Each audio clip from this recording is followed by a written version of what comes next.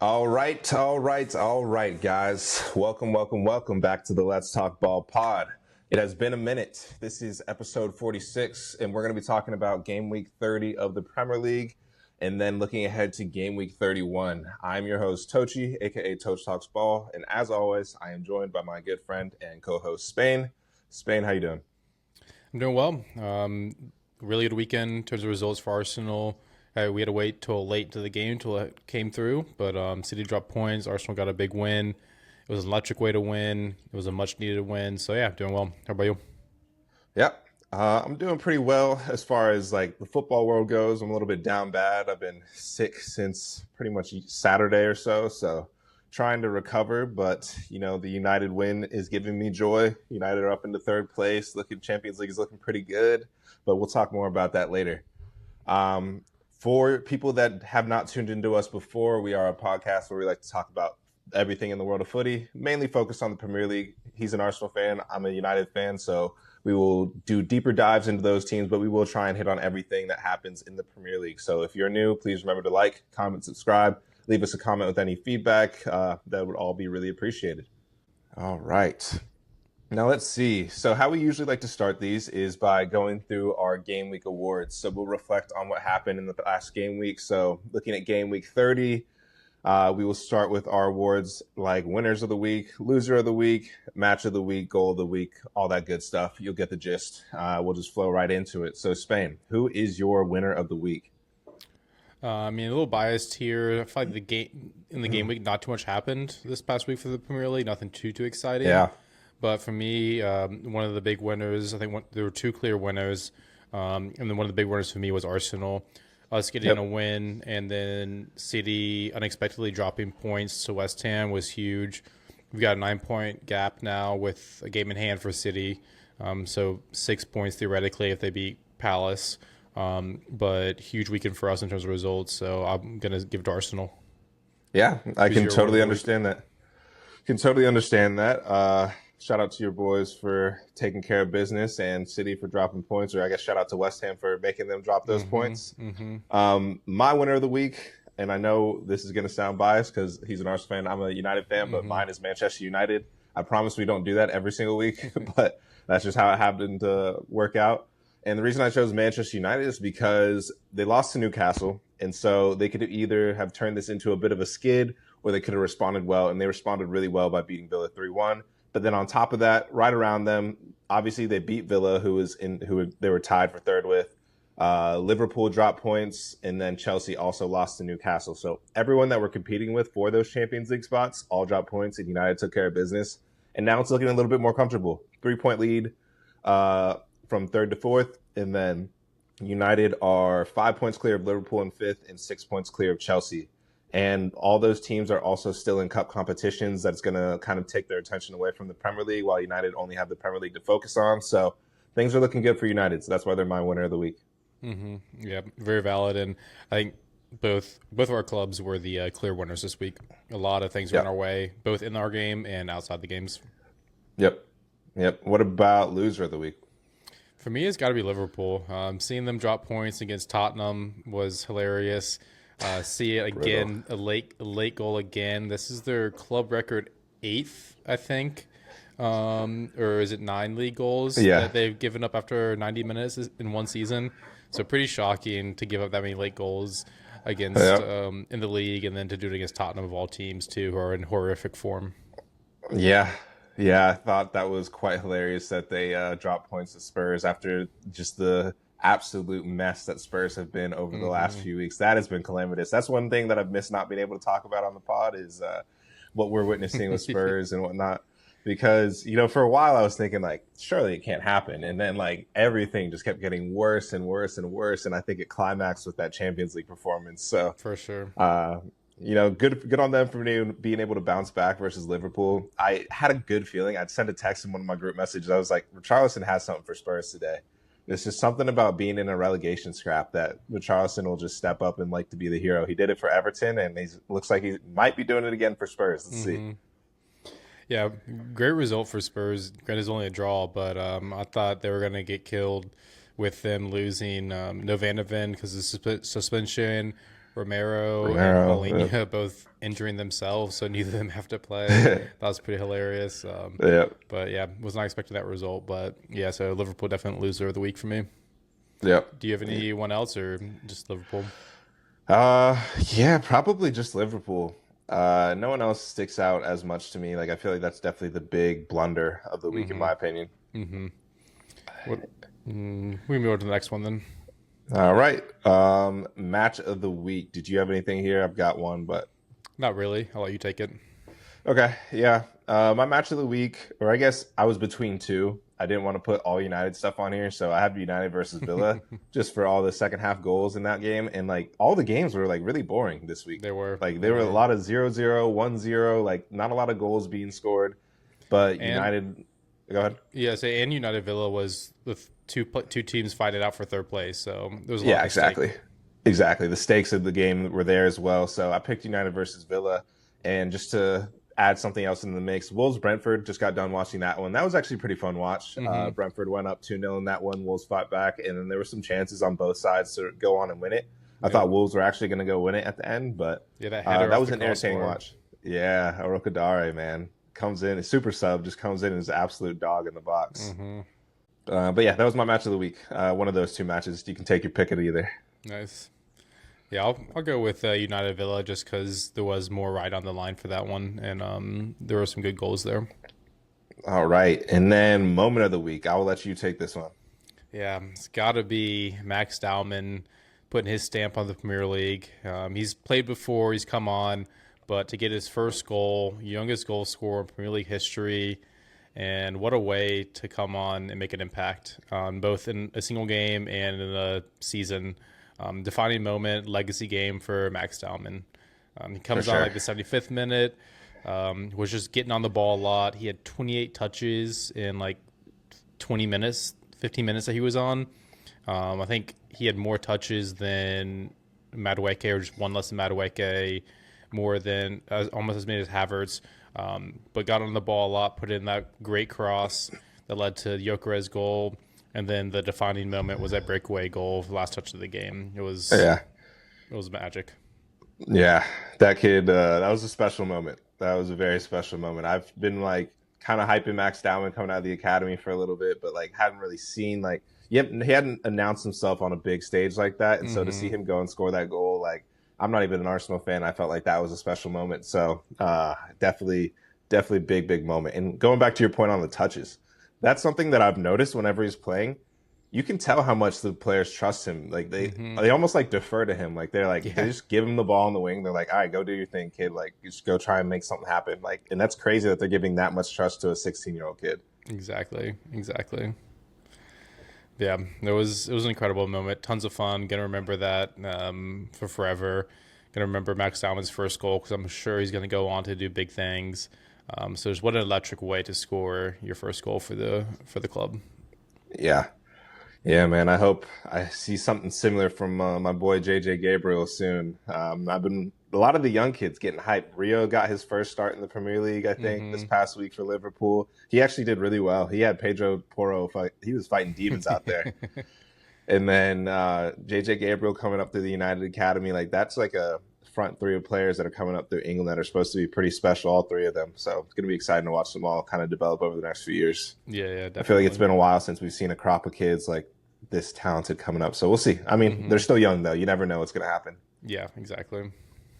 All right. Let's move on to goal of the week. What do you have for me here? Yeah, this was pretty hard to pick from. There weren't really that many good goals this week. I went with Szoboszlai's free kick just because I couldn't find anything better. I mean, it was a good free kick, but Vicario should have done better, in my opinion. Got a hand to it. It wasn't anything special, but just like default Szoboszlai goal. But no real impressive goals. I mean, there was the Dowman goal, which was like the moment, but in terms of just like pure scoring, like not a nice goal, I'll give it to Szoboszlai.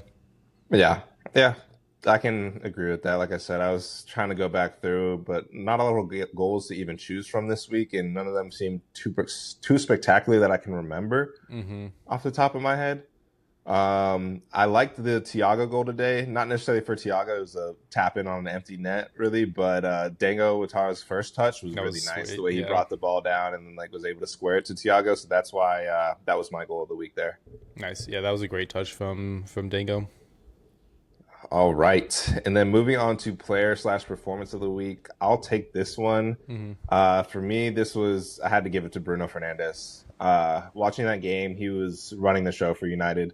The first half was a little bit slow from the team, but in the second half, it felt like it was the Bruno Fernandes show. He was kind of figuring out where the pockets were, and he was creating all sorts of chances. He had 2 assists. He broke David Beckham's single season assist record for Manchester United, and he's now only 4 assists off the all-time Premier League record, 5 away from breaking it and owning it himself. But just the way that he's able to just run the show, he's just performing at an insane level right now. It almost looks like just way too easy. And like you could even see the way did you see the clips of like them showing his reactions to the assists afterwards? Yeah, I was gonna bring that up. Yeah, like the way he just like hits the ball and just nonchalantly is looking like just doesn't react. He's just like, I just do this, that's what I do every single week. Yeah, I was gonna say he's definitely feeling himself the way he's like, because I feel like he usually doesn't like react like that. He just runs over to celebrate with like the goal scorer. But the way Yeah, he reacted after those assists, he's like, yeah, I'm feeling myself right now. I'm at kind of for sure. the top of my game at the moment. He's in a flow state for sure. He even could have had another one. I don't know what Sesko was doing on that one where he was like, Sesko seemed like he was clear on goal, like on the left-hand side, and he tried to pass it across the box to Ahmad Oh and kind of messed yeah, up the yeah, pass. yeah. And I feel like I'm Sesko, I'm a man in form. Just take that and smash it. Like if you miss, who cares? You're the striker. Definitely, he should have shot that. Yeah. Sesko also a man on fire, but we don't want to talk about that right now.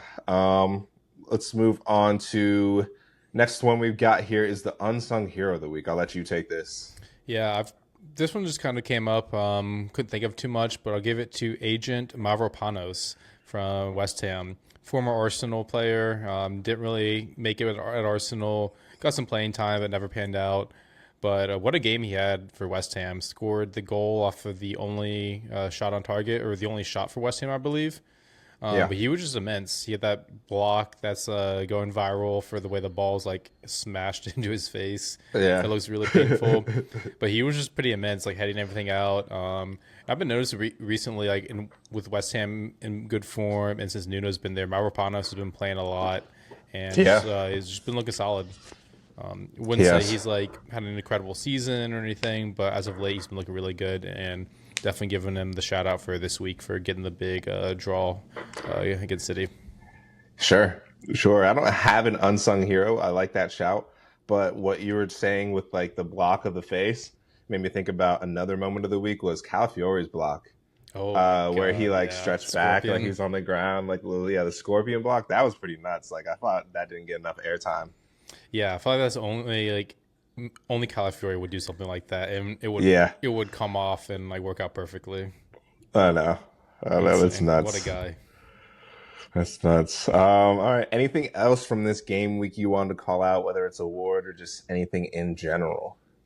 No, I think that's it. We can move on to the games. Nice. Yep.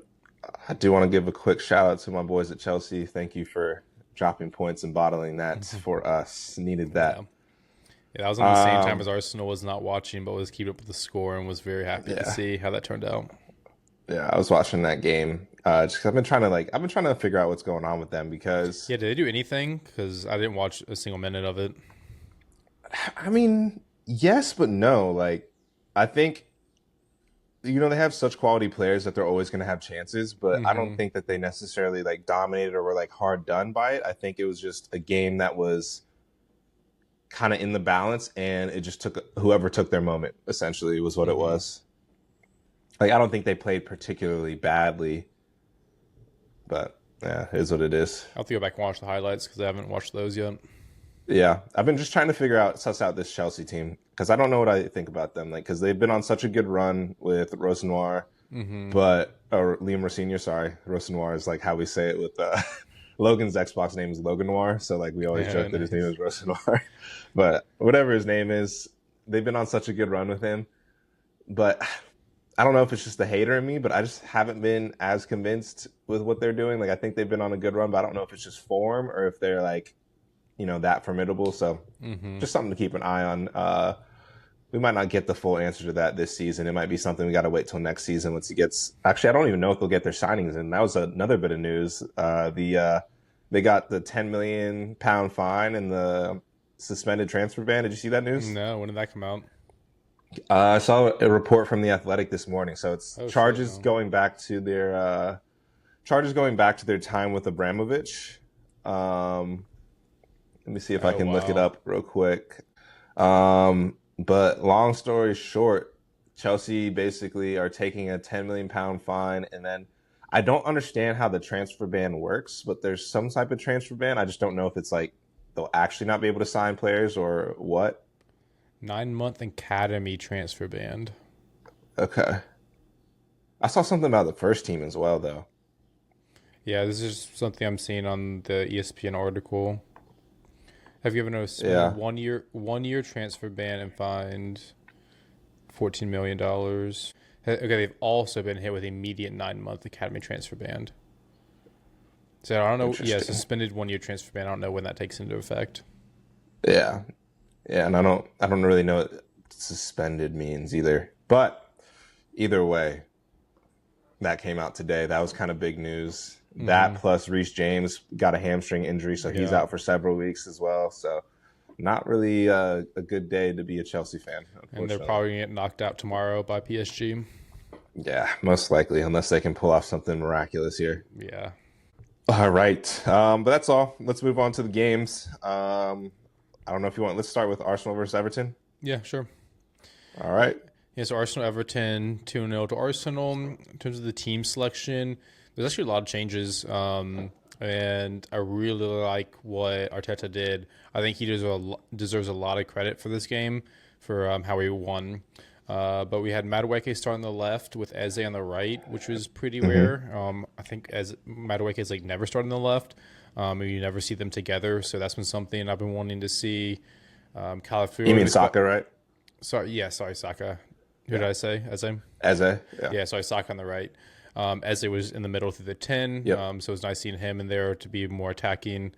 Calafiori was back to the lineup, which was huge for us. He had an immense performance, and you just see how great of a player he is when we don't have him, and then when he comes back in, you're like, wow, this guy is just such a good footballer. He can bring so much to a team. And then we had Havertz up top, which is also something that he hasn't started in a long time. He's only had a few starts this season. But love the starting lineup. And then and Arteta's substitutions were spot on too, at the right time, just what we needed. So big props to Arteta for how he lined up the team and how he made the substitutions. But then, any thoughts on team selection or anything, or when we run as much summary? Nothing really to add other than I loved seeing, I feel like this is one of the better lineups that you guys can really put out. I think Calafiori being back was huge, like you said. I think Kai Havertz, I posted this on my Instagram story. I think Kai Havertz and how you rate him is a ball knowledge litmus test. I think a lot of people overly hate on him. I think he's an extremely good player, and I think he gets overly disrespected. So I was glad to see, just happy personally to see him get more minutes. And I think he did decently well, nothing crazy. And then Madueke on the left and Saka on the right, seeing that dynamic with Eze as a 10, I thought looked really good for you guys. Yep.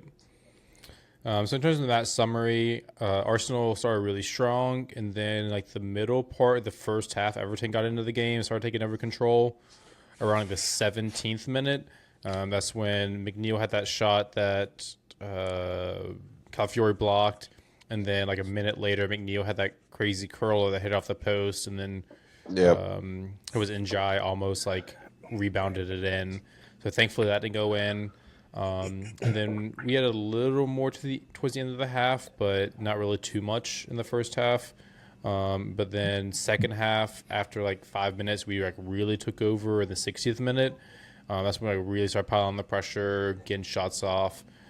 We had a good shot from Eze, or from Saka on the swivel. Eze had two really nice chances. He had one a first time shot on his left foot. He had one strong right footed shot.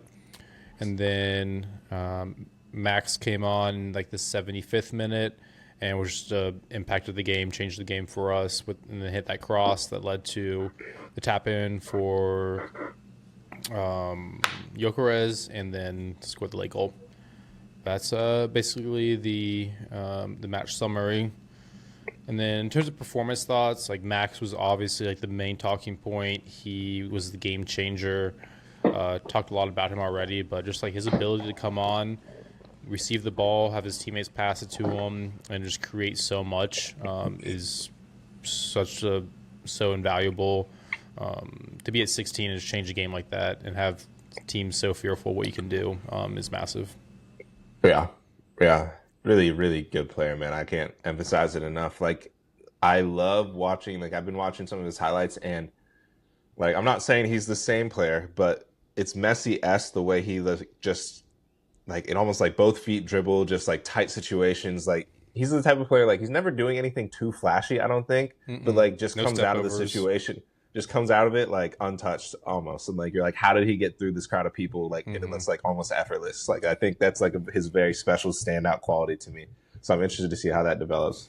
Yeah, like even on the goal he scored, he breezed by that first player with like A little headed header. down. He definitely had like the momentum on his side, and then the other guy, Dewsbury Hall, came in and he just like skirted right by him without like breaking stride, like it was nothing. Exactly. And the way he dribbles is so interesting. He's so like upright, so you never really know what he's gonna do. It Uh-huh. looks kind of not weird, but it's just so different than how everyone else runs and how Yeah. he moves. So yeah, he's just incredible. He's Yeah. incredible. It is definitely Messi-esque the way he just like glides past people Yeah. and then is able like to make a perfect pass or something like on the dime. But other performances, talk about Calafiori, he was immense. The whole defense was really good. But Raya had an incredible game again. Had some massive saves. He had that Yeah. foot save against Beto. He had another one in there, but yeah, massive game from Raya. Yeah. And then I liked Eze today. I thought he was taking more shots, get on the ball a bit more. A lot of times he'll go missing in games in the 10, but he was quite lively, got on the ball a lot more, and just liked his shot taking. Yeah. I like that a lot as well. I like that shout. I was gonna say, just from like my watch of the game, I thought everyone you mentioned already was good, and then I mean, Declan Rice was Declan Rice. I thought he had some really important interventions at different points throughout the game, and then Eze, I thought honestly, I know he didn't score, and like obviously you'll say that like his games against Spurs are probably his best games for you guys, but I thought Eze looked really, really good for you guys in that match. Like I felt like it kind of was clicking, and like he was doing what I been expecting him to do all season for you guys in that match, even though he didn't actually come away with the goal and assist. Yep. Yeah, I would agree with that. And then even like Martinelli looked pretty good when he came on, and then Gyökeres, just having the ability to bring on a player like Gyökeres late in the game is exactly what you want. A guy to sit in between the sticks, 6 yards out, and just be there to tap it in. That's what we've been missing. So it's been nice to have that ability with Kai back to be able to throw Gyökeres on late when we just need a goal, because he's more likely to be there for that than a player like Kai. But Kai's way better. I like the build-up stuff and linking play than Gyökeres is. So I think that's been something that like we haven't had enough of this season, is just be able to throw Gyökeres on late just to get us a goal. So it's huge. Yeah, I do think that's the ideal dynamic between those players and your forward options. Like I think Kai should be starter. I don't really see many game types where I think Gyökeres is most better suited to starting really for you guys. But I do like the idea of bringing on someone like him late in the game against tired legs, tired minds, and like let him just go be that relentless just force and that presence in the box and stuff like that. And I thought his hold up play was decent as well for you guys in a couple moments. So Yeah, I could see Gyökeres starting in like against the worst teams, just because I think that's where he thrives. Is like worst defenders, where he's got more space, more time to get his shots off, can bully defenders as well. But in the bigger games, definitely Kai games. Yeah. So with all that, where do you think that leaves you guys? You feeling good about the title? Is it done? Is it dusted? I mean, it's not done and dusted, but I think it's ours. Basically like from City dropping points against teams still. I think this was a huge confidence booster, the way we won the game late. Just in the game we were fighting hard for, like we had to fight for that clean sheet too. So I think like the momentum we're getting from this game and seeing how City are performing, I think it's always to lose. 9 points clear. I think we've got all the momentum, everything we need. Yeah. Pretty healthy squad. So yeah, I think we're gonna do it. I've been saying it all the Yeah. year. There's like maybe 1 point in the season I faltered a few weeks ago when we dropped points to Yeah. someone. It was down to like 4 points. But I've always believed and have never said we're not going to win the league. So Yeah. sorry to win it. I feel you. I get it. I also feel like, more so looking at the City perspective, I feel like the vibes there are just a little bit weird. Maybe it's a little bit reactionary, just based off their last couple of matches. But I feel like the vibes are like something feels a little bit off with them. I think with the fact that like Erling Haaland just really cannot get it going, just has not been able to get it going since the beginning of 2026 even. Mm-hmm. And then there's all this looming idea that Pep may leave, he may not, or whatever. And then a lot of people, especially City fans, are questioning his team selection and some of the decisions that he's making, why he's not playing Shirky more and all this stuff. And it just feels like there's too many question marks going on and too much like uncertainty going on for them to really make a push or a meaningful push to end the season, in my opinion, at least from what I've seen. Yeah, I think that's a great point. Like, there's no real momentum with the team. There's no player that you're really could like hang your hat on. It's like this player's having a great season for them. This player will carry them. It just it doesn't seem like the fans are like that happy or like there's that much like positivity at the club. Yeah. I think part of that has to do with like the changing lineup so much. No player can really get in and like find their form, become that player. Like if anyone is like Semenyo, but he's been there such little time. But yeah, that's a great point. Yeah, it does feel weird at City at the moment. Yeah, I don't know. I've been monitoring because their results don't look that bad. I mean, they had the draw to who they dropped points to. They had a draw tour against Sunderland, I think it was recently. They back-to-back draws. Because I think they Forest. So they drew Forest, and then they beat Newcastle, I think, in the FA Cup. But then they they lost to City and then drew again. Or not lost to City, sorry, lost to Real Madrid and then drew again. So it just feels like, they're not a team in form at all right now. And I don't know. I got to figure out what's going on with that Haaland guy, man. I don't really know what's up. I don't know if they just don't have the players available in order to like actually give him the service that he needs or what's going on. But I've been seeing people arguing that their best lineup might actually be Marmoush and Semenyo starting up top as two strikers instead of Haaland, which is crazy to say. Mm-hmm. Yeah, I mean, his stats are really bad right now. He's averaging like 0.2 XG a game. Which is crazy, super low for him.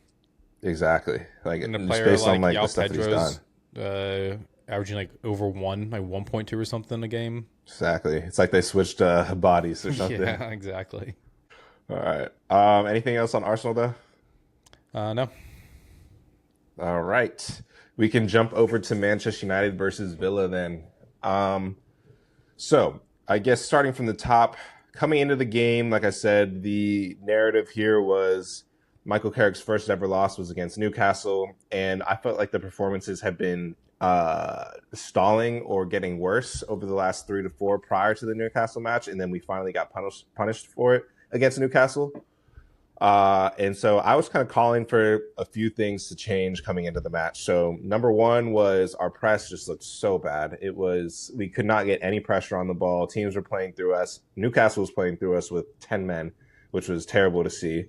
And then number two was our overall intensity. Like I just felt like we weren't able to bring enough energy into the matches. Like we had started slow in every single one of the matches and just have been able to we've been able to get it over the line just due to sheer quality that we have in our team, but I don't think we had been performing well. And I thought a lot of that came down to we just weren't winning our duels and we just weren't bringing the same energy and hunger that I felt like we had in previous matches. And then the third one was the left-hand side of our attack has been kind of iffy ever since Dorgu left. And we've been trying to get Cunha to stick to the left a little bit more. And you can tell he was instructed to do that against Newcastle just a little bit more, but he still was drifting.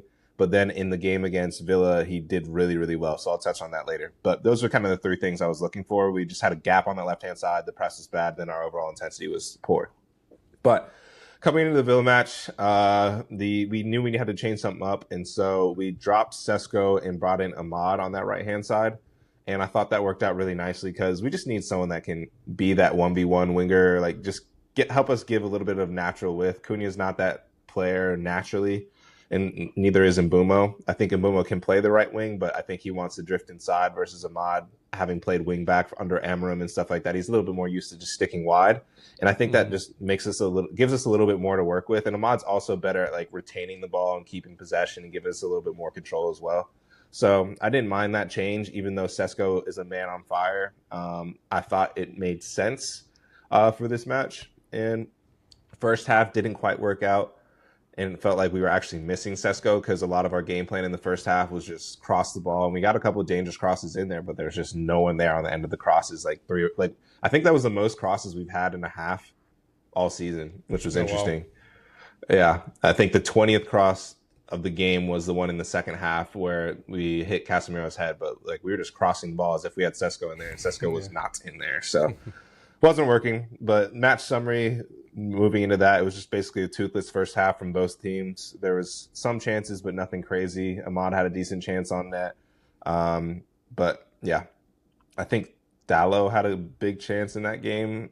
I can't remember if that was first or second half, where he like had a run in behind and he was basically like one-on-one with the keeper and just absolutely skied it, which seems to be a recurring thing with him. That's like that is something a trademark move. Yeah. He like is, I got so like, I try not to hate on him because he's a right back. So I'm like, he's not really expected to finish those, but like he gets in those positions so often. And it's like, that's actually really impressive that you can time your runs and like bring the ball down kind of in those situations, but he just is not able to finish it at all. Like, I don't know what goes on. I don't know if it's like a mental block or what, but yeah, those were like chances that come to mind. But then second half, we got the ball rolling and I felt like we kind of figured Villa out. Bruno was getting into spaces, and that's when he really started to run the show. So we had the goal from Bruno to Casemiro off the corner. That's the 6th time this season that Bruno and Casemiro have combined for a set piece goal, which is crazy. Yeah. They are the highest scoring combination of assister to goal scorer in the Premier League, which is a crazy stat that Casemiro is doing that. We are really going to miss him. That's like one of the things I'm going to miss the most about Casemiro is his overall threat on set pieces, both defensively and attacking, is just, I don't know how we're going to replace that. So we're going to miss that. Yeah, 6 goals is a lot, especially just from set pieces. Right? Casemiro's got 7 goals in the Premier League, I'm pretty sure, this season, which is more than players like Florian Wirtz, like Saka, like a lot of like really top attackers. He's got Mo Salah, like more goals than all of them, which is not something I had on my bingo card coming into the season. And then a little bit later, Aston Villa actually responded. They equalized off a kind of scrappy corner set piece situation. Good finish from Barkley, though. I know there was some controversy over whether or not Onana was offside or whatever. I didn't think. I was like, let it play. I think that's fair enough. And then we responded really well, which is something that I've been really happy with this team. Like, it seems like no matter the adversity that we face, whether it's within games or bad results, we always seem to bounce back, which is a stark contrast to something that, like, to how the team was over the last 2 to 3 seasons. So I think that's been, like, honestly, one of the most notable changes that's been at the club. Is just a shift in mentality of like, oh, if something happens, we'll bounce back, like regardless. And I think Cunha's been a big like driver of that, to be honest. Like he has scored a lot of those big goals. And then on top of that, I was watching an interview and Brian Mbeumo, or no, it wasn't Mbeumo. It was, I think it was Diogo Dallo was saying that Cunha came in and basically was like, whenever he heard people trying to reference last season, he almost was like, I don't care. Like, I wasn't there. Like, this is a new season. Like, almost brought that mentality without having to explicitly say that, but like just brought that energy. And I think having some of these new players coming to the team has been huge for us. That's an interesting point because I was listening to another Arsenal podcast today, and they were talking about how players like Max Dowman come in and they don't feel like the pressure. Nani Madueke comes in. These players that weren't with the team last season don't have the scars of not winning the league, of throwing the league away, bottling it. They're not afraid because they don't have these experiences of last year. So players like Eze, Madueke, and Dowman, or who they referenced. So exactly. Yeah, so same exact point that Diogo Dallo was making. So it's been really awesome to see that effect. So Cunha scored the second goal off of, I thought, a brilliant through ball from Bruno Fernandes for that one. That was his second assist of the game, and that was the one that gave him the assist record for Manchester United, passing David Beckham with 16. It's just a perfectly weighted and well-timed ball, like early enough like wall time isn't early enough so the player like defense isn't set and realize what's happening, and then waited so it's out in front but slowing down for him to run Yeah. onto. I got to give a shout out. Actually, now that you mentioned, I got to give a shout out to this guy. His name is Dean. I can't remember his on Instagram, but there's this analyst guy that I follow named Dean. He just seems like some random guy's dad. He works for the Sun Football, but he actually has really good analysis. And before the game, he was like, I think this is how you hurt Villa. Play Ahmad on the right, play Mbumo down the middle, and Cunha on the left. Make Mbumo make runs in behind that are just decoy offside runs because Villa likes to play that high line offside trap. So send Mbumo offsides for a run. It'll drop the Villa line just a little bit, but they're going to be focused on him and putting an offside trap for him, and then simultaneously send Cunha or whoever's on the wing or Ahmad on a run into the space that's then generated. And then that's exactly how that goal came off. Yeah. And he like almost called it perfectly. And I was like, that's a nuts clip. Like, good for him. I hope he feels good. Nice. If you find that, you have to send that to me. I will. So that's how the second goal happened. And then third goal was Cunha again, holding width on that left-hand side. We switched the ball out to him. He brings the ball down well. The Villa right back probably could have done better, but it was just like, I don't know. He was in an awkward situation where I felt like he had to challenge, but then Cunha took a really nice first touch as well. Sends the ball into the box. It bounced around a little bit, and Sesko is just the first one to react. Takes a lucky deflection and goes in, but I will give credit to Sesko because you can see in that clip, if you watch the highlights, he reacted before anybody else in the box, which is exactly what you want from your striker. It was a very like striker's instinctual finish in goal. So you love to see that from Sesko, still being hungry, coming off the bench once again. Like, his goals per 90 rate right now is insane. Like, I think it's probably scoring like at least a goal per 90, if not like 1.5 at this point, which is crazy. Yeah, like, I think the majority of his goals have been off the bench. Yeah, he's got to be higher than that because he scored so many and he's been off the bench. Yeah. So, yeah, really awesome to see that. And that really sums up the moments from the game. I can't really think of anything else, but as far as general performance thoughts, like I said, coming into the game, I wanted to see the press be better, which it was. I need to go back and watch that to see like if that was just Villa being poor or us being more organized in the press, but I thought we were able to create some actual turnovers and get the ball back, and that helped us control the game a little bit more in moments than we did. And then left-hand side dynamics, I thought they looked a lot better. If you look at Cunha's heat map, it actually looks like he's sticking to the left wing, almost like keeping chalk on his boots, which I thought was awesome to see as a tweak and also even when Cunha wasn't there, you saw Luke Shaw pushing up more aggressively, and then Casemiro or Kobbie Mainoo would drop back into the back line to kind of cover for Luke Shaw, who was pushing up. So I thought, at least from my first watch, it looked like Carrick actually adapted and like noticed some of these issues and like actually directly addressed them. And then as far as intensity goes, I thought we looked better, but that might just be an effect of being at home in front of the Old Trafford crowd. We had 11 days off. And then, I don't know. Villa also, I can't decide how physical. Like, I feel like they're not that athletic of a team. So who knows? I'm not going to read too into that yet. But overall, I thought Carrick did well. Poor first half, but good, really good second half.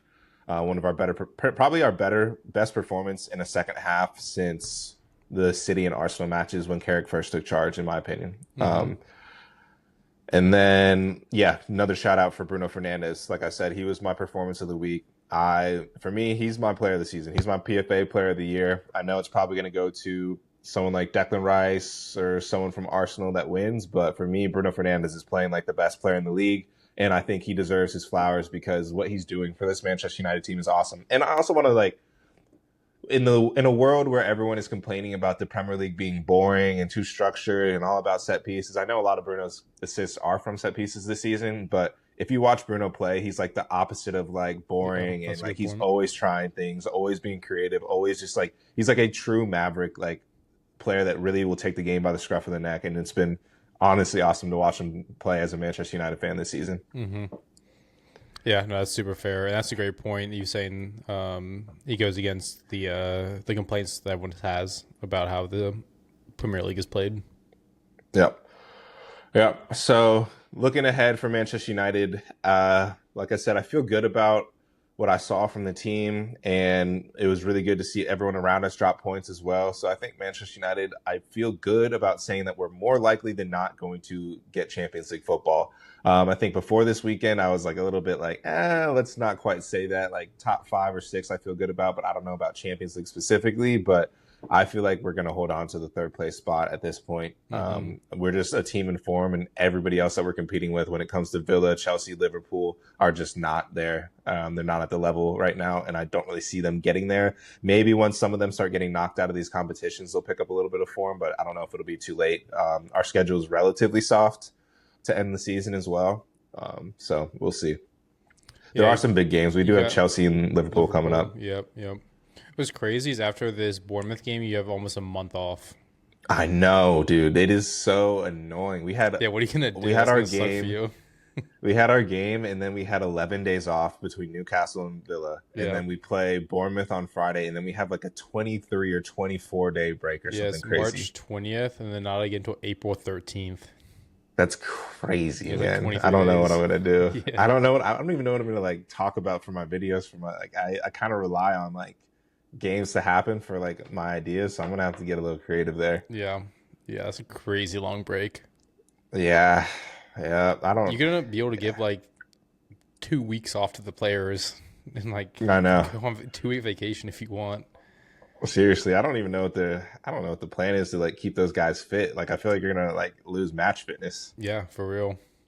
I guess it's international break, so some of them will at least be playing. Because I'm gonna go see. I'm watching USA versus Portugal here in Atlanta, which will be sweet.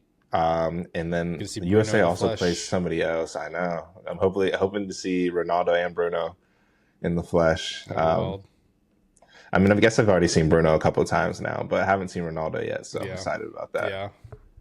What's the other game? I think it's just like Belgium or something. The US plays 2 games in Atlanta back to back. Oh, really? One Saturday or Sunday, and then one's like a Monday or Tuesday. Nice. There's actually these breaks or these international games should actually be a lot of fun to watch because they'll be leading up to the World Cup, so it should be pretty strong teams, something to watch for actually. So that'll be a nice change. Yeah, I'm excited to see what the team selections look like for some of these. Like, I wonder if, I don't think Kobbie Mainoo's been playing so well that he gets called up, but I'm wondering if like someone like him or like Harry Maguire, like some of these players that have kind of come back into the picture since the last international break are going to get call-ups to just like kind of get their chance to prove themselves before the final World Cup squads. Yeah. I think I heard Thiago made the Brazil World Cup squad. He did. I think that's good for that. I think they need someone just to score, like a true striker to score goals, because they don't have anyone like that. And I agree. He's a great finisher, or at least like he finishes pretty well. And like give him chances, he will score goals. Yeah, exactly. Like I mean, he's on 21 goals in the Premier League right now, which is or is it 21 yet? No, 19. I think Haaland has 22, and he's on like 19. Wow. Which is like he's hawking Haaland down for that golden boot. Yeah, that would be nuts if he wins that. I know. I'm kind of rooting for him at this point. Same. I'm trying to think what else World Cup squads. There's something else I was thinking. Go ahead. No, if you have anything World Cup, go for it. But I was going to ask you something United related. Now let's go back to United. All right. So if United get a Champions League spot, do you want to keep Carrick, or do you want to bring in a new manager? Sounds like a cop-out, but I feel like I kind of got to see how we do it. Like, are we squeaking by and getting lucky with the results, or does it feel like they're earned? But at this point, like, I think it's a great problem to have. It's kind of how I view it. Like, I would not mind keeping Carrick because he's shown that he can do, at least a little something. Like, I've got some question marks about what he does, but he's performing to a high enough level that if the Premier League started in like 2026, United would be top of the table. And I don't think it's completely been luck. Like, I think he's been fortunate in some results, but I think he's also done a good enough job that he deserves a shot. Like, he definitely deserves to be one of the top candidates. I think basically where I'm at is if we finish 3rd and we qualify for the Champions League, the default option should be Michael Carrick. But if a name like Julian Nagelsmann becomes available, maybe you take a look at that. Like anyone that's like certified elite, like if Luis Enrique for some reason doesn't sign a contract with PSG and he's interested, like I probably got to give him the job over Carrick. But there's not many names on that list. Like Roberto De Zerbi, no, I don't want him. Yeah. Like He won't these even like stay a season. mid-tier names. He'll leave exactly. Like I don't want to hear any Glasner chat. I don't know why his name gets linked with us so often, but I'm so annoyed by that because like I want to stay far away from him. Like there's like some names being thrown around that I'm like I would take Carrick over those guys any day of the week. There's like probably like 4 or 5 managers that I would take over Carrick, and if not, like just stick with Carrick, let him build something. He's got a good relationship with the players. He knows the club. Like even if he doesn't take us to a title winning level, I think he's good enough to keep us in and around the Champions League, which is kind of like what we're aiming to be, is just Champions League regulars again. I have been seeing people not saying that we can challenge next year, but like depending on the business we do, I'm actually excited for this summer because I mean, we were able to pull in Cunha and Bumo and Sesko in a summer where we had no Champions League football.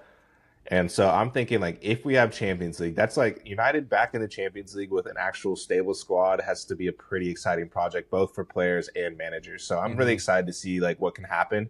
The one wrench is that it's a World Cup summer, so it's going to be, like, kind of difficult to talk to some players, and you're going to have to be doing business late and that kind of stuff. But I don't know. There's a lot of really good players on the market, like, even if we don't get an Elliot Anderson, there's other names that I'm excited about and whatnot. And so, I don't know. I think there's a lot of opportunity to do some cool stuff at United. So we'll see. And then if we can kind of put all those pieces together, like we're already playing at a rate that's like really good. Like I don't really know what other teams around us are going to do. Like I'm assuming Liverpool get better by signing a better manager and Isak probably coming back into the picture, and maybe they like get a little bit more stable, probably get rid of Salah and bring in, I've been hearing rumors about Olise to Liverpool, which would be tough to swallow, but I don't know. I think United could do a little something within the next couple of years, so we'll see. Do you think you slid that in there, sign a better manager, you think Liverpool will go with someone different? Yeah, I think Slot's days are numbered. If not, Toldi's already not going to be the manager next summer, in my opinion. I have no proof of that, but I think just with all the rumblings, like they've been talking about giving him the axe since like November or like October, and I think they kind of just don't want to rock the boat mid-season like this. But I have a feeling that like they're not going to be happy with how this season has gone, and probably going to look to sign somebody else. Yeah, they've been bad. They have. They've been, just underwhelming. You know, like I don't know what's going on with Mo Salah. His heart doesn't seem in it anymore, or not anymore. He's still like finding ways to affect games and be somewhat good. But I don't know. It's just they seem like they're in a bit of a mess. Like I'm looking at their squad. Their right back situation is terrible. Like they've got Connor Bradley, who can't stay healthy, and then Frimpong, who's not a right back in my opinion. And their left back situation might be even worse.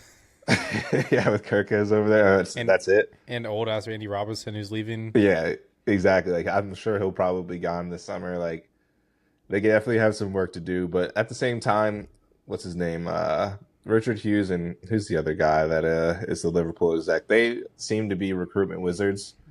So maybe they got something up their sleeve. Like I said, like if they can get Olise, that'd be pretty good for them. They have a lot of good attacking talent still. They got Isak, Wirtz, Ekitike, Rio's coming up and looks like he's going to be a good player. Like I think they just kind of got to shore up the fullback positions, maybe another midfield addition, because I think Alexis McAllister is probably gone after this season as well. I don't know. They'll be an interesting one. Yeah. I think defense and midfield for them needs work. Yeah, and then who else could really like City, Arsenal, United, Liverpool, Chelsea will be a good team. I'm interested to see how Newcastle are. I feel like whenever they don't make actually, I feel like they're going to get their team pulled apart this summer, though, actually, now that I'm thinking about it. Yeah, I think there's rumors that they might lose. Yeah, I heard Arsenal being linked with Gordon pretty heavily. I heard that. Which I actually think would be a good addition for you guys. I think he kind of fits the ethos. Left winger would help us. He works super hard. He'd be a dog without the ball as well. So I don't know. I don't know about Newcastle. Like I feel like they've got decent players, but I could see their project being kind of ripped apart a little bit because I think Tonali's being rumored and linked with a bunch of other teams. And then if Bruno G leaves as well, that would be brutal. So Yeah, I feel like he's given them enough time where he's like, all right, I gave you my time. I need to go to a bigger club now to where I can win something. Yeah. They said Casemiro, when he was deciding to leave, said Bruno G would be a good replacement. Oh, really? So we'll see. I don't, that they said it was more from Casemiro's side, not that the club was necessarily looking at it, but yeah. The double Bruno midfield. Yeah, right? That'd be awesome. What would the champ be? Like Bruno, then like Echo Bruno or something? Yeah, right? Wow, that'd be awesome. He's a player that like hate playing against, but would love to have him on my team. Mm-hmm. All right, do you want to do prediction? Do you want to chat Champions League at all real quick, or just go straight into predictions and call it? We can chat Champions League from a high level real quick.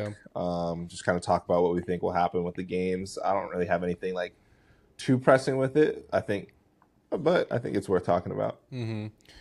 Yes, Arsenal, I think we will handle our business pretty easily tomorrow at home against Leverkusen. Yeah. Leverkusen's a good team, but at home, coming off a big win, I think we'll win like 3-0 or something like that. I think we'll move on. What are the other games? I think Chelsea are going to get knocked out. Don't see them turning that around. Me neither. What do you think about Liverpool Galatasaray? Galatasaray has been so bad away. I think Liverpool probably do it. Because it's tied, right? Even? No, it's 1-0. 1-0, oh yeah. So Galatasaray have a lead, but it's at Anfield, so I could see like, if Liverpool score one early, I could see them just going on beating them like 3-0. Exactly. I think Galatasaray, their home field advantage is insane.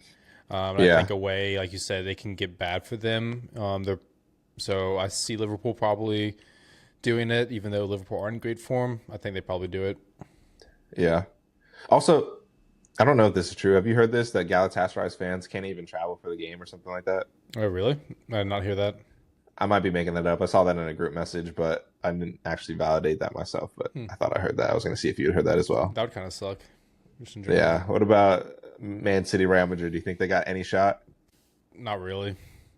City just aren't scoring goals like freely. So for them to have to score 3 goals minimum, and I assume Real at least get 1 goal, so you got to get 4 goals just to the extra time. I don't see it happening. I see a very long shot. Like, this is just not the City team to do it, in my opinion. Yeah. Yeah. It does seem like, I don't know if they'll play, but I heard that Jude and Mbappe were both back in training as well, as of today. Or I think, as of today or yesterday. So well, you don't need those players. You got Valverde, so. Yeah, exactly, dude. That was nuts. That was. And then I guess the only other... Oh, Newcastle, Barcelona. What do you think happens there? You think Barcelona's got it? Yeah, what was the last game? Like 0? Oh, no. It was 1-1. 1-1. Barca scored that late goal, right? Yeah, they got a penalty at the very end. Like, Newcastle kind of dominated. Yeah. Yeah. Honestly, like, don't love Newcastle, like, as a team, but would love to see them knock out Barcelona. That'd be awesome. Yeah. I don't. Yeah, I mean that'd be good for your side of the bracket. I think Barcelona's have too much. Exactly. I think Barcelona have too much for them, but yeah, that was like the typical type of performance you want to see from Newcastle, expect to see for them at home at St. James. So I'm not surprised by that, but I just have a hard time thinking they'll be able to keep up that intensity away from home to squeak out a like result, like a 1-goal win or send it to extra time PKs. So I see Barcelona moving on. Fair enough. Yeah, I'm leaning in the same boat. I think Barcelona will take care of business at home. I think Spurs are done. Bodo Glimt, I think they hold on as well. I feel like they've been a Cinderella story, man. Have you been watching their goals? They actually play like really good football. Like they're scoring like very, very good goals. I need to watch more of them, but I've seen some of the clips. Yeah, they play like really, really nice football. Yeah, they've been cooking. Someone referenced them to like Ajax back in the day when Ajax were first coming up. They were playing like that really nice, intricate football. Someone made that comparison, which I liked. But yeah, Eric Ten Hag's Ajax, baby. With Sandro Martinez and who else was it? Delict. Oh, they're talking like way back. Like way back. Yeah, okay. yeah, like when because like Bodo Glimt, like Cruyff? Yeah, like Cruyff era, because no one knew who like Bodo Glimt was or is until like now. Yeah. And I think Ajax was probably in the same boat. Like they were like smaller at the time. I don't know. This is like way back, way longer than I like have knowledge about really.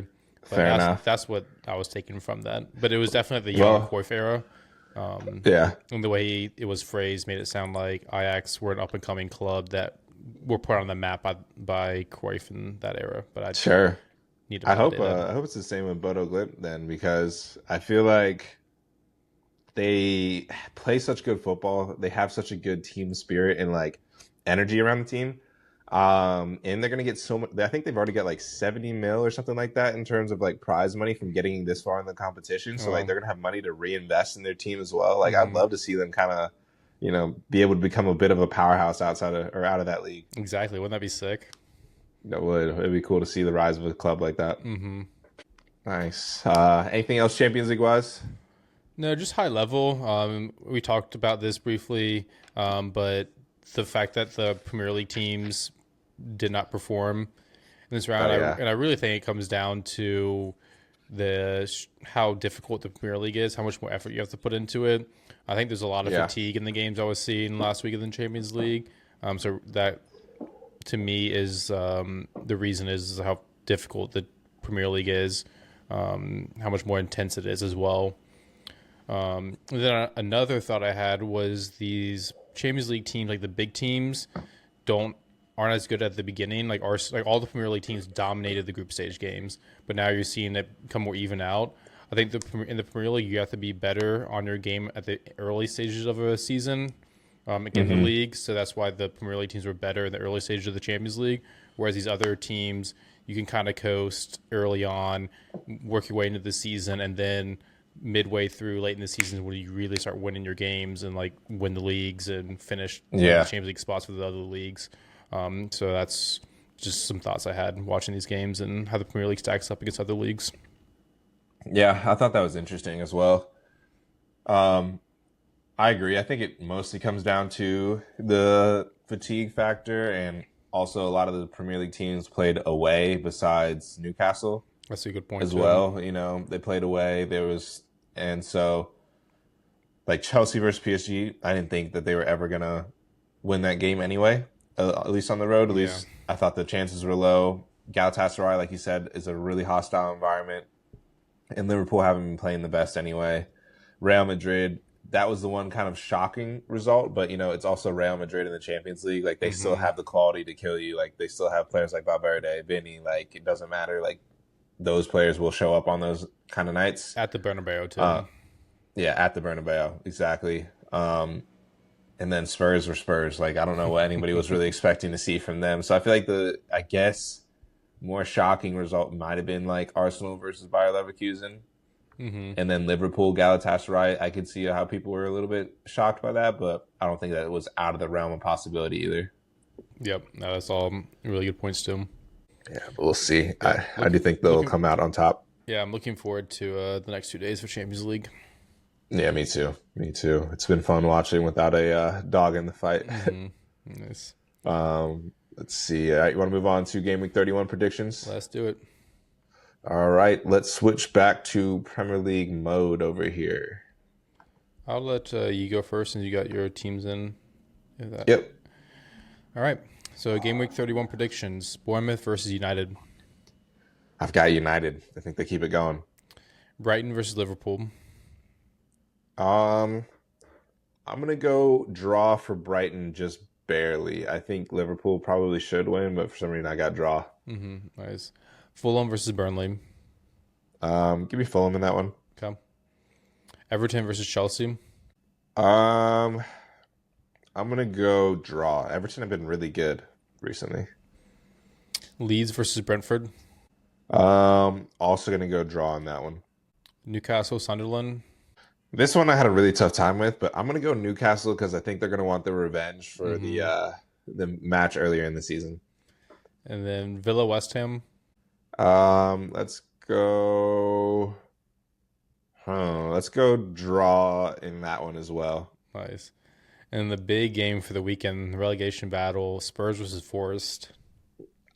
Give me Spurs, man. I think they Okay. showed a little fight. They have a good vibe going now. Like I think they're fighting for each other. Let's go Spurs. All right. I'm very excited to watch that game because Me it's too. massive. Me too. Ready? Okay. So starting from the top, first match of the week on Friday, we've got Bournemouth versus Manchester United. Go with United. Good Very form. nice. Brighton versus Liverpool. I forgot we had the your United curse where every time you picked us, it was not happening. I don't know if we ever broke that, but hopefully. I think we broke that one time, but we'll see. We'll have to go back and update in the next pod, and see how this one works out. But also go with United on that one. Okay, and then Brighton versus Liverpool. I'm gonna go draw as well.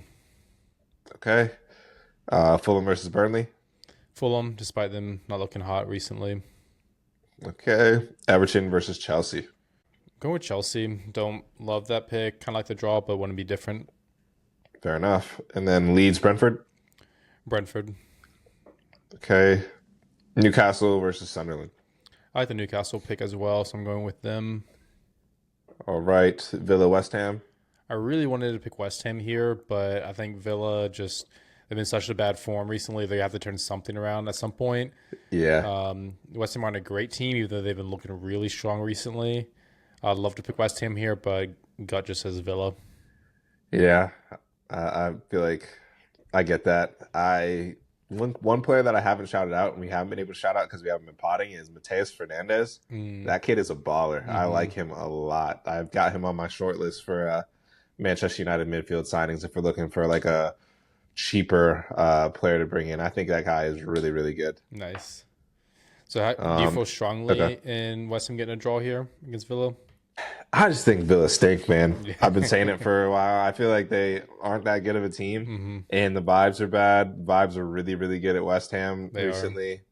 I just feel like I didn't want to pick West Ham to just outright win because it's Villa at home, but I just based off form, like I'm like, all right, maybe it bounces out for a draw. Yeah, no, that's fair. Yeah, I like West Ham a lot recently. They've been looking great. Yeah, Mateus Fernandez, Somerville. I thought you were going to say Somerville because he's been balling. I do like Somerville as well. He has been balling. All right, Spurs versus Forest, last game. Going Forest. Wow. Hoping for the Spurs to get relegated because that would be peak for Arsenal to win the league and Spurs get relegated in the same season. That would be crazy. Insane. That's every Arsenal. I actually didn't even think about that. Every Arsenal fan's wet dream. That's hilarious. I actually didn't think about that yet. Wow. We would be able to hold that over Spurs fans for entirety if that happened in the same season. That's terrible. That's terrible, bro. We haven't been able to talk about the Spurs downfall, like I said, but God, I think the worst I ever felt for them. The goalkeeper situation in the Champions League was bad, but I think the worst I felt for them was they scored first against Palace, and it looked like the vibes were up. And then what happened? Did they get a red card in that match? Yeah, Van de Ven got a red card that led to the pen, like right after. Yeah.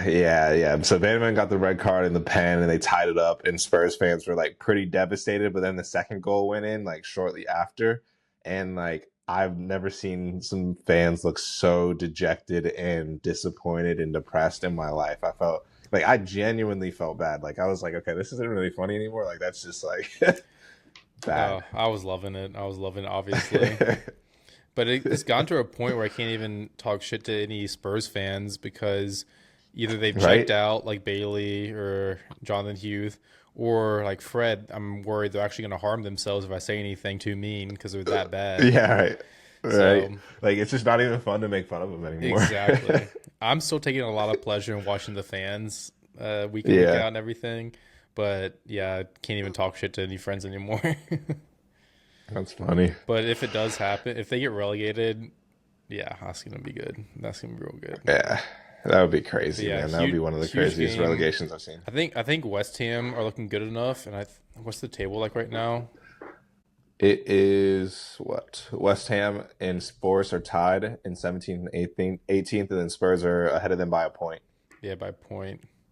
Yeah, West Ham look good. I think it's going to come down to Forest or Tottenham, and this game's going to be massive.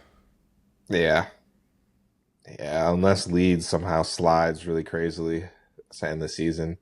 True. They're not Because far. they're in pretty bad form, but I guess everyone is down there. Yeah, yeah. I'm Damn looking it. at the last That would be kind of 5 matches heartbreaking for all for of them. Leeds for them to get pulled in at the very end because they've been Yeah, I mean, kind of. it could happen. Oh, for sure. Three points.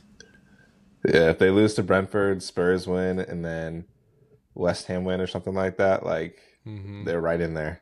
Mm-hmm. Yeah, well, we'll see. We'll see.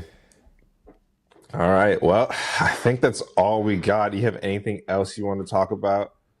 No, I think, I haven't been able to brag on my FPL team. My FPL team's been cooking the dude, last like month and a you're half, dude. flying. I'm like the Yeah. exact inverse of what you're doing. I can't Yeah, catch I a don't green even arrow know to how. catch save my lap. But yeah, you're flying, dude. But I don't need to delve into that. I've got some thinking and some reflecting to do on this international break. I'm gonna try and make some big moves here coming out of it. Been saving Nice. up some transfers, so hoping to really I want to put a little pressure on Max at the top if I can. I don't know if I'll catch him, but I just want to give him something to think about. Good. I hope you can. Yeah, you're up to second. Wow, good for you. Yeah, I was feeling so good going into Sunday with my team. Took out Holland. yeah, Had Ekatike captained. Like had a bunch of returners from Saturday, and Sunday just went to shit. Ekatike got yeah, 1 point. I yeah. still somehow lost by taking out Holland for Ekatike this week, which is so sad. That's crazy. Yeah, Yeah, yeah. I've just been in a terrible run of form, so hopefully we turn around here soon. Maybe put on a wild card in 32 and just get back to better vibes. yeah. I don't think you're like alone in that either. To be fair, I think at least from some content creators and stuff like that I've been Oh watching, I yeah. feel like a lot of people have been struggling the last couple of weeks. Yep. Things are not going my way, but that's okay. That's the game we play. It is. All right. Well, I think that should wrap us up then. Thank you guys once again for tuning in. It's good to be back on the pod. Hopefully, we can get these out to you more regularly moving forward to end the season. There's not too much longer left in the season. I mean, I know we've got a good bit. We've got 8 games, but I feel like that'll go by in a flash. So I'm going to try and keep up with these and try and get a good more out of these, or good few more out of here Yes. before the season ends. But yeah, please remember to like, comment, subscribe, give us any feedback, and we will talk to you later.